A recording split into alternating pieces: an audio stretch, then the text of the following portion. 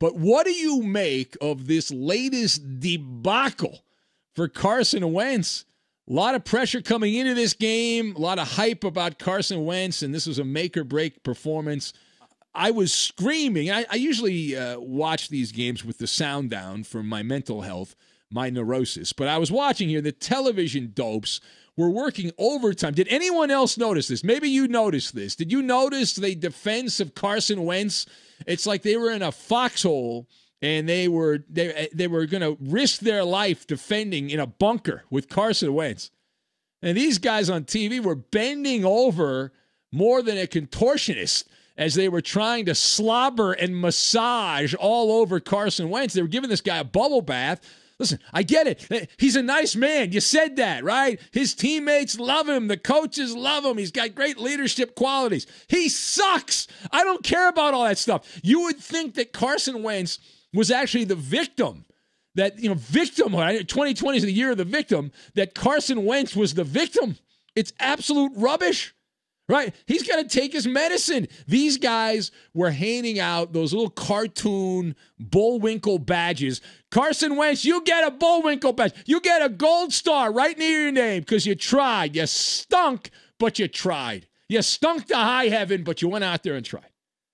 And this has always been a pet peeve of mine. It's the always someone else's fault mantra. No accountability. The blame game, right? The people that like Carson Wentz blame Doug Peterson. They blame the offensive line. They blame the skill players. It's about passing culpability. It's not about accepting culpability. And as they say in sportscasting camp, this is known as grasping at straws is what that is. Grasping at straws. And we are truth tellers, right? I like the line Parcells had back in the day. You blame nobody, expect nothing, and do something.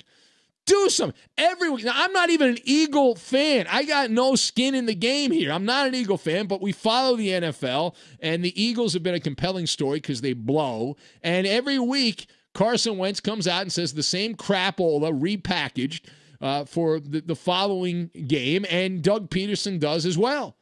Now, part B of this.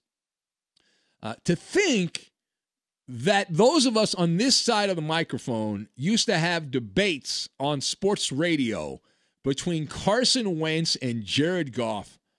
My God, we used to ask the question, which one's going to be the franchise quarterback? Now, in hindsight, we look like a bunch of ragamuffins to think that these conversations took place. The answer is none of the above. The answer is none of the above. Both these guys got paid, and the Rams and Eagles fans got played. They are Mama Lukes. That's what these guys are. Stop saying anything else. Listen, Carson Wentz, he's in a slump. What is it, a 3-year slump? He's gotten worse every year. And Jared Goff's fine unless you get a bunch of pressure on him, and then he wilts. Then he falls apart. Now, Doug Peterson, let's hear from the Eagles head coach here and the offensive problems. Here's Doug Peterson. Talk about excuses. Listen to Doug Peterson wax poetic about how the Eagles are bad on offense, but why they're bad. Offensively, we've battled with a lot of injury, a lot of different moving parts up front with the offensive line. Guys in and out, it's just we haven't had the consistency and the continuity that you would like week in and week out. You look at offenses around the league that have stayed together and have stayed healthy, there's continuity and there's consistency there, and we just haven't had that this season. And it's something that we don't make excuses for it. It's where we are, and we have to get better. Does anyone else enjoy the fact a coach comes out and says, we don't make excuses for it after he spent 30 seconds giving excuses?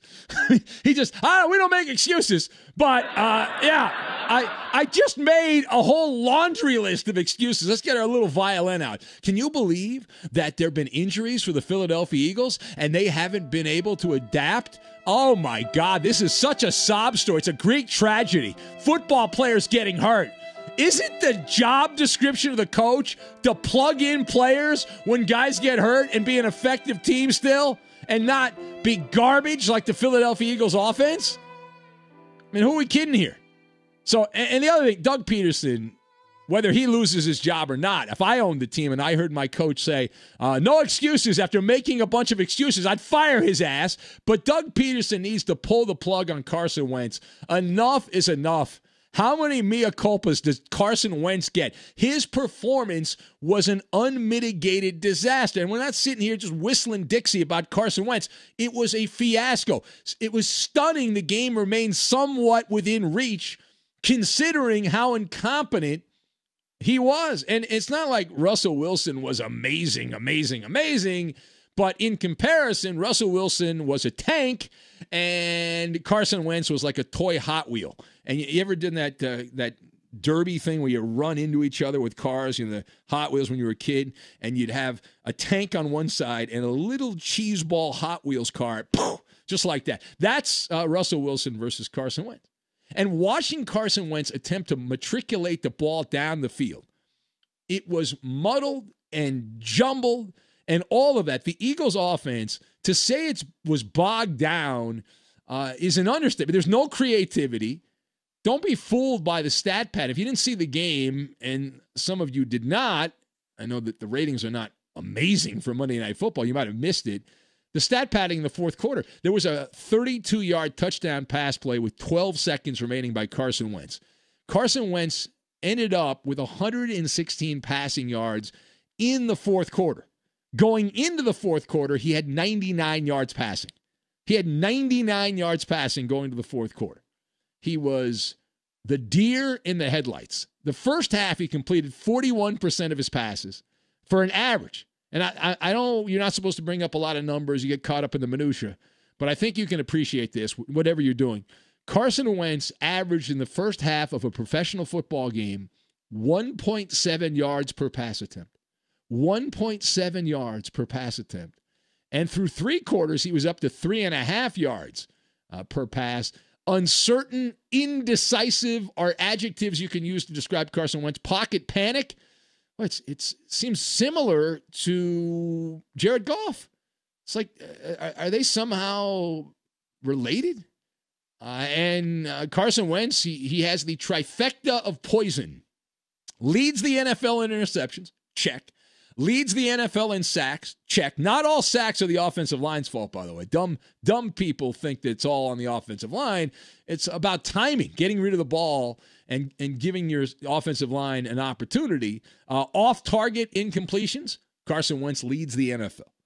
The thing that makes the Eagles' offensive performance against Seattle Monday night cataclysmic from a football standpoint is that these bozos struggled to score points and move the ball for the balance of the game against what has been a blood-curdling Seattle defense.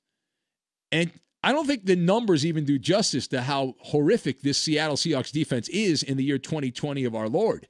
27th in scoring defense, allowing 28, almost 29 points per game, and Philadelphia got 17, but they got the last 8 on the final Hail Mary pass for all intents and purposes of the game. The Seahawks coming into this game were giving up 434 yards per game. The Eagles mustered 250, and again, a lot of that coming in the fourth quarter of the game. Seattle, the 32nd ranked defense in the NFL. There's only 32 members of the cartel. Seattle allowing 343 passing yards per game, 32nd. And again, Carson Wentz had 99, which is a store in the Northeast, 99 going into the fourth quarter. You give Jalen Hurts, here's what you do. You give Jalen Hurts first-team reps in practice during the week, and you see what you have. You explore all avenues. You pick this guy in the second round for a reason. See what you got. Right? Jalen Hurts might also go out and suck, but at least he's a different kind of suck. There's different layers to suck. And, you know, if you're going to go out and you see somebody that stinks, at least see a new guy that stinks, because he'll stink in different ways. He won't stink in the same way that Carson Wentz blows. At least he's different. And Wentz deserves to be benched. The only reason he would not be benched is because of the contract. Because of the contract. Other than that, you bench him. All things being equal. Bench. Now, playing him more will do only more harm than good at this point. We've already seen what Carson Wentz is in this year. Now, maybe he can go off and have an intervention in the offseason, but we'll see about that later. All right, last word here. So the Eagles are still mathematically alive because they are in the dumpster-diving NFC East. The Cowboys, Giants, the former Redskins, and the Eagles have an overabundance of bad bacteria in that division. Now, back in the Bronze Age, that was the showcase division. But that's a long time and a lot of dead broadcasters ago. And we have determined that Doug Peterson and Carson Wentz are the big beneficiaries of these uninhabited stadiums. Most stadiums are empty around the NFL, these lifeless, giant concrete structures. The atmosphere in this sterile stadium in Philadelphia is actually buying these two idiots more time. I mean, you don't get the full pain and suffering as a Philadelphia coach or athlete unless you have the Neanderthals in the upper deck, right, throwing down raspberries and just hooting and hollering and giving you the business. And hey, listen, it's a poorly coached team. Let's call it like it is. 9 penalties for 79 yards. Couldn't do anything creativity-wise on offense. And how much time, how much rope does Doug Peterson have because of that Super Bowl a couple years ago? He is looking like the coaching version of Doug Peterson. Remember Joe Flacco had that out-of-body experience for the Ravens and was the greatest postseason quarterback anyone had ever seen, better than Brady, better than anyone else. For one postseason, Joe Flacco was amazing. And he got paid, and then the Ravens got played the rest of that contract. But they kept saying, but he won the Super Bowl. And it's starting to feel like the same thing in Philadelphia. Yeah, but he won the Super Bowl. You're living off that fluke Cinderella Nick Foles playoff run. And now you look at it, you're like, okay, well, the pro Doug Peterson camp says, well, yeah, but he's 4-2 in the playoffs over the last 3 years. The counter to that is Doug Peterson is actually 1-2 without Frank Reich, who was the play caller, who's now the head coach in Indianapolis, calling the plays. So he's 1-2 without him, and the only win was against the Bears. That was the Cody Parkey double doink field goal situation. So is he untouchable? It certainly appears that way. This has not been a good year for the Eagles, and there's no real end in sight.